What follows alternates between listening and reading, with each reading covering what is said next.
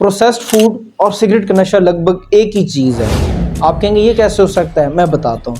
आज से 100 साल पहले जब हमारी खुराकें फैक्ट्रियों में बनने लगी तो इसको कोई ख़रीदता भी नहीं था। लोग घर की पकी हुई चीज़ों को ही तरजीह देते थे, वैल्यू देते थे। तो फूड कंपनीज को अरबों डॉलर का नुकसान हुआ और उनकी कंपनीज जब उनको डूबती हुई नजर आई तो इस पर फूड कंपनीज के जो मालिकान थे ना, वो सर पकड़ के आपस में बैठ गए कि लोगों को प्रोसेस्ड फूड की तरफ कैसे कायल किए जाए, कैसे इनको कन्विंस किए जाए।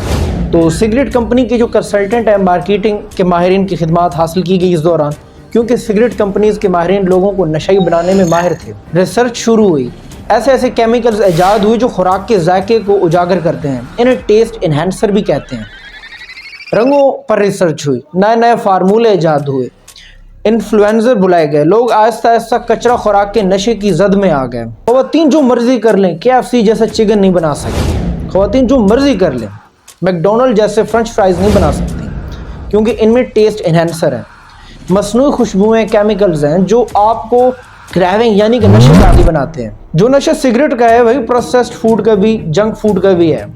खालिस खुराकें खाएं। कारोबारी अदारों को आपकी सेहत की फिक्र नहीं है। फूड और फार्मास्यूटिकल कंपनीज की साजिशों से बच जाएं। उम्मीद करता हूँ वीडियो आपको पसंद आई होगी, और अगर पसंद आई हो तो इसको शेयर करें ताकि आपके दोस्त, करीबी, आपके फैमिली मेम्बर्स इन चीज़ों से बच सकें और वो इस चीज़ की हकीकत जान सकें। मिलते हैं नेक्स्ट वीडियो में, तब तक के लिए अल्लाह हाफिज़।